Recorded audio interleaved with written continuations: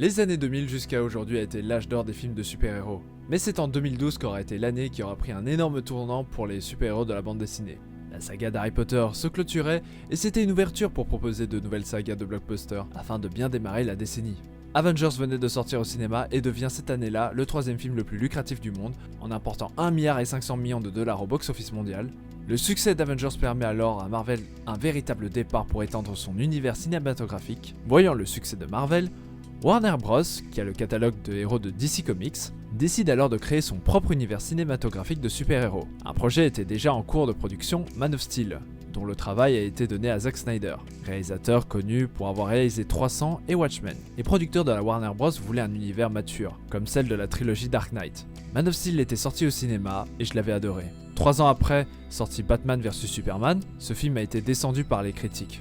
Le film était jugé beaucoup trop sombre, qu'il manquait d'humour, que ça manquait de couleurs, ainsi que quelques problèmes scénaristiques. Et je faisais partie de ce public qui maltraitait le film. Save Martha! You're right. I was fighting a caped bat. Then I discovered his mom is named Martha too. No. Et en plus de ça, Suicide Squad m'a appuyé dans cette direction.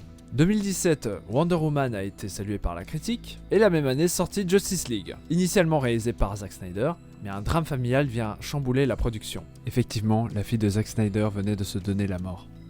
Et là démarra une production catastrophique. Zack Snyder ne pouvant plus travailler, Warner Bros qui veut désespérément rattraper Marvel absolument, confie la tâche à Joss Whedon, le réalisateur d'Avengers 1 et 2. Et lors de la sortie, c'était le flop, et les fans n'étaient pas contents. Une rage et un mouvement a été lancé sur internet pour obtenir la version du réalisateur, avec le hashtag Release the Snyder Cut.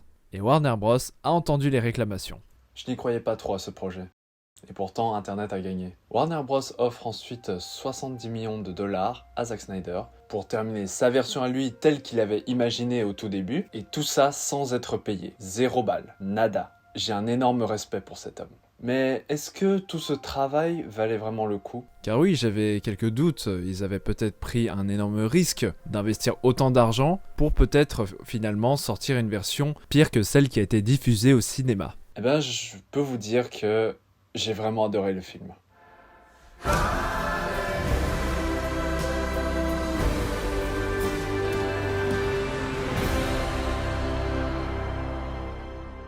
Alors si j'aimais ce film, c'est parce qu'il vient corriger plusieurs points que j'ai détestés dans Justice League et apporte plus de profondeur à l'histoire. Mais c'est pas pour autant que c'est un très bon film. Il y a quelques points négatifs à relever que je relèverai plus tard après avoir cité tous les points positifs du film. Donc cette version est largement supérieure à celle qui est sortie au cinéma en 2017. Avec une durée de 4 heures, cette version apporte beaucoup plus que la version cinéma et il prend vraiment le temps de raconter l'histoire correctement, contrairement à la version ciné qui avait vraiment rushé tel un petit sprint. Et on comprend mieux la motivation de chaque héros, on comprend mieux les motivations de Batman, la mise en avant de Flash et Cyborg qui leur permettent d'être mieux approfondis que la version cinéma. Dans ce film, Batman instaure un véritable leadership, on le prend vraiment au sérieux, Flash également, car dans la version cinéma, tous les deux étaient de véritables clowns à la limite, et ici, je les vois comme des super-héros.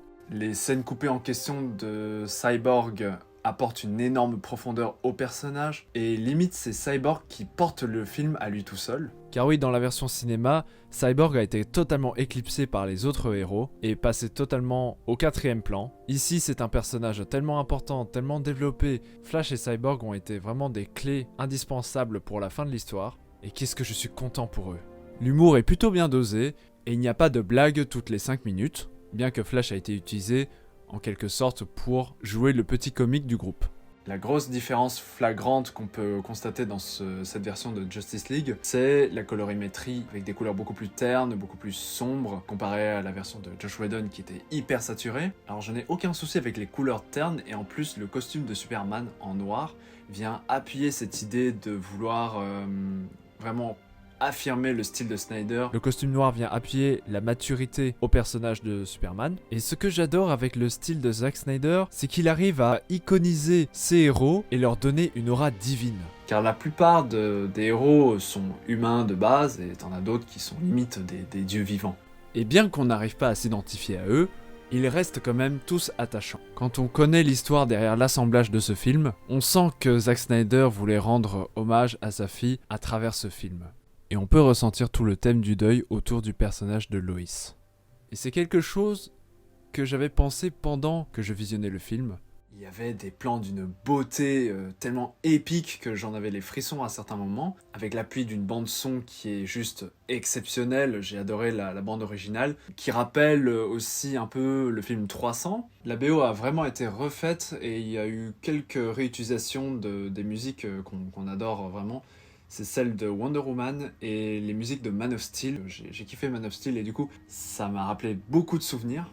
Le design de Steppenwolf, qui était repensée et qui est beaucoup plus terrifiante, et cette version de Steppenwolf est beaucoup plus approfondie, on comprend vite ses motivations, tandis que dans la version ciné, il est vraiment humanisé. Son design tel qu'il est sorti au cinéma, il était à vomir, je m'en souviens très très bien, et tu voyais bien que par exemple ses cornes, c'est fait en 3D. Là ici, il a toute une armure avec comme des nanoparticules en métal qui bougent, ça c'est pas mal et c'est totalement dans le style de Zack Snyder. Concernant les points négatifs, le gros point qui saute aux yeux quand on voit le film, c'est son format en 4 tiers. Mais le format 4 tiers, je suis pas trop fan, surtout que je ne vois pas vraiment l'intérêt du format en fait sur ce projet. D'ailleurs, Zack Snyder voulait faire une version noir et blanc, mais encore une fois, je ne vois pas l'intérêt de faire un film en noir et blanc, surtout que son film est assez sombre comme ça. Alors certains effets sont plutôt spectaculaires, mais t'en as quelques-uns où tu peux griller quelques fonds verts et ça c'est quelque chose qui me chiffonne. Ils ont mis un énorme budget là-dessus. Pourquoi est-ce que quand Wonder Woman est au-dessus de la statue de la justice, pourquoi est-ce que j'arrive à voir les détours du fond vert? Ce n'est pas normal pour un projet avec ce tel budget, et c'est quelque chose qui sautait aux yeux déjà en 2017, donc avec la version qui est sortie au cinéma. Alors cela ne m'a pas sorti du film pour autant, mais j'avais l'impression d'être 10 ans en arrière avant la sortie d'Avatar. Attends, Avatar est sorti en 2009, du coup c'est 12 ans. Donc j'avais aussi l'impression de retourner 12 ans en arrière, car t'as certains effets spéciaux, t'as l'impression que c'est tiré d'un jeu vidéo. Par exemple, la première Mother Box, donc la boîte mère là, présentée chez les Amazones, tu vois clairement que c'est un effet 3D qui passerait dans un jeu vidéo, mais ici ils auraient pu, je sais pas, en faire une maquette, parce que là ça tape à l'œil, vraiment. Mais encore une fois, ça fait partie du style de Zack Snyder. Mais les effets spéciaux sont encore discutables, car ce sont juste les deux effets qui m'ont un peu plus dérangé, mais je prends par exemple la bataille il y a plusieurs milliers d'années. Là, j'ai juste savouré les bons effets spéciaux. Heureusement qu'ils n'avaient pas gardé l'effet dégueulasse pour cacher la moustache d'Henry Cavill. Un autre gros point noir, c'est que le film dure 4 heures. 4 heures, franchement, je les ai pas vus passer. Donc ça, c'est un point positif aussi, mais avoir 4 heures de libre pendant une journée, c'est assez rare pour moi. Sur la durée, si ça devait sortir au cinéma, on comprend pourquoi la Warner voulait que 2 heures de film, parce que bon, 4 heures c'est énorme, sans les crédits déjà. En fait, Zack Snyder a coupé le film en plusieurs parties, parce que tu voyais les part 1, part 2, part 3, je les regardais en plusieurs parties. Mais donc oui, si ça devait sortir au cinéma, c'est inenvisageable.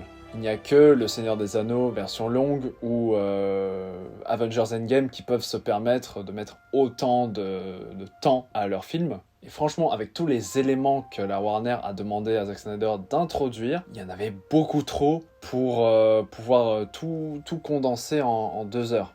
Mais moi, honnêtement, je me plains pas des 4 heures de film, mais ça peut poser problème à d'autres personnes. Surtout que le grand public retient de ce qui a été fait dans Batman vs Superman. Alors si vous voyez à l'affiche un Justice League de 4 heures, je pense pas qu'il serait attiré par ce film. Mais la Warner Bros aurait dû mieux développer son univers avant de faire un film Justice League.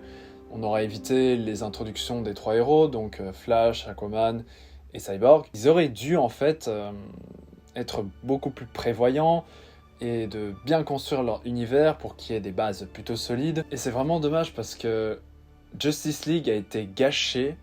Il avait un potentiel au cinéma énorme. gâché par des producteurs qui voulaient juste s'amasser plus de thunes. Warner Bros essayait désespérément de rattraper Disney sur son énorme retard en voulant copier une recette qui fonctionne bien, c'est-à-dire tout ce qui est humour, c'est bien saturé, on prend au second degré. Sauf que d'ici, c'est un style différent. D'ailleurs, avec les scènes de fin, t'as vraiment envie que le Snyderverse continue parce que tu restes sur ta faim et tu veux connaître les suites des aventures de ces super-héros. Et c'est vraiment dommage parce que Warner Bros ne sait pas prendre de décision.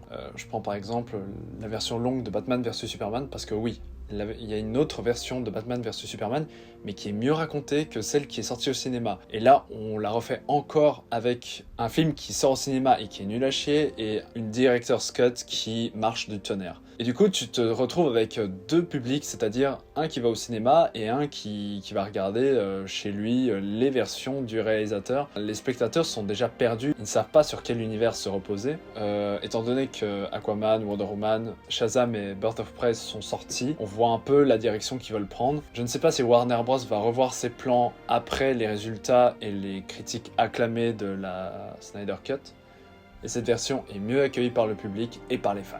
L'avenir de cet univers est vraiment incertain et du coup, les internautes ont recommencé à lancer un nouveau mouvement avec le hashtag Release the Snyderverse. Bon, je viens de me rendre compte que je me suis trompé lors du tournage de la vidéo, mais c'est avec le hashtag Restore the Snyderverse. En tout cas, c'était un plaisir de partager mon ressenti de ce film avec vous. En attendant, portez-vous bien, allez, ciao, bye bye!